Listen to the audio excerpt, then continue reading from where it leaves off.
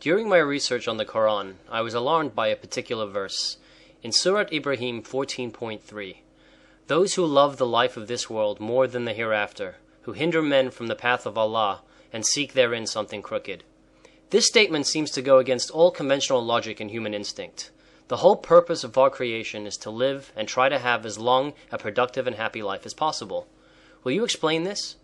Muhammadan Islam is the only belief system in the whole of the world's recorded history that advocates and glorifies death over life. Muhammad's message in his Quran of preferring death, invariably the death of others, not his, is the exact opposite of the Judeo-Christian traditions that insist upon the sanctity and preciousness and enjoyment of life. Muhammad's Quran prohibits its followers from all forms of enjoyment and pleasures on earth, but promises them unlimited and eternal sexual, sensual, and carnal pleasures in the hereafter, the same and more that are denied them in life. So much so that the male followers of Muhammad would rather die and get killed in jihad, unholy war against all unbelievers, than be amongst the living so that they can gain these totally imaginary rewards. Al-Baqarah 2.94. Say, if the last home with Allah be for you specially, and not for anyone else, then seek ye for death, if ye are sincere. 2.95. But they will never seek for death.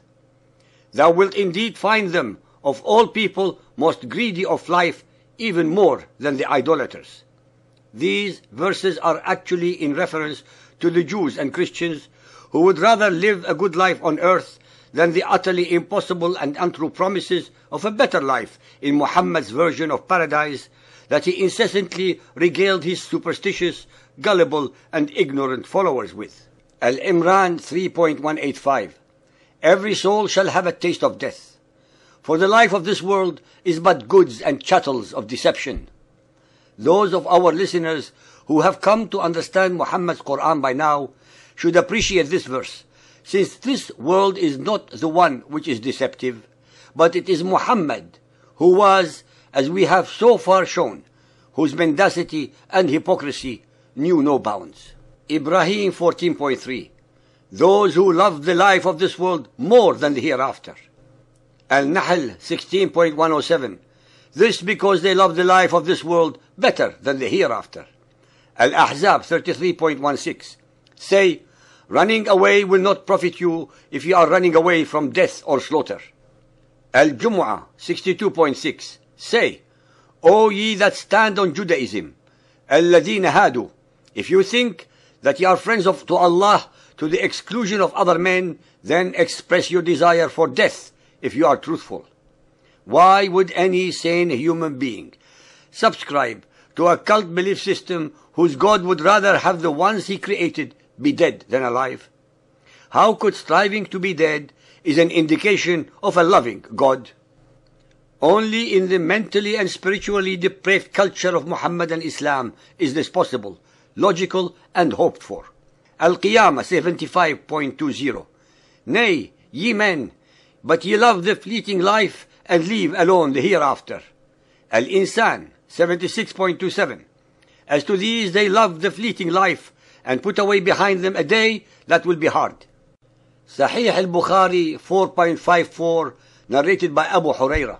The Prophet said, by him in whose hands my life is, were it not for some men amongst the believers who dislike to be left behind me, and whom I cannot provide with means of conveyance, I would certainly never remain behind any Sariya, army unit, setting out in Allah's cause. By him in whose hands my life is, I would love to be martyred in Allah's cause, and then get resurrected, and then get martyred, and then get resurrected again, and then get martyred, and then get resurrected again, and then get martyred again. Muhammad, with his own words, admits that he did not fight in the raids that he either initiated or conducted. What a coward! What an incredible liar! What an evil genius! Muhammad knowingly, skillfully, and willfully deceived and manipulated his trusting, gullible, and superstitious followers by enticing them with the most diabolical win-win promises. He was thus sending many of them to certain death with visions of booty and rape if they survived, and unlimited sensual and sexual pleasures in his version of paradise when they get killed in pursuit of his agenda. Al-Bukhari Hadith 5.425 narrated by Anas. Allah's Apostle went out towards the Khandaq, i.e. the trench, and saw the emigrants and the Ansar digging the trench in the cold morning. They had no slaves to do that work for them. When the Prophet saw their hardship and hunger, he said, "O Allah, the real life is the life of the hereafter, so please forgive the Ansar and the emigrants." They said in reply to him, "We are those who have given the pledge of allegiance to Muhammad to observe jihad as long as we live." Sahih Muslim Hadith 4963, narrated by Abdullah ibn Umar. Allah's Messenger said, "Every intoxicant is khamr, wine. Every intoxicant is forbidden. He who drinks wine in this world and dies while he is addicted to it, not having repented, will not be given a drink in the hereafter." Muhammad, who forbade the drinking of wine to his followers because they were arriving intoxicated to the mosque, promises them exactly the same wine to drink for eternity in their afterlife. Muhammadan Islam is about eternal warfare against all those who do not believe in the depravities that they believe, and hence to subjugate, enslave, rape and plunder their wealth and produce that he and his followers were not willing or able to achieve through honest hard work.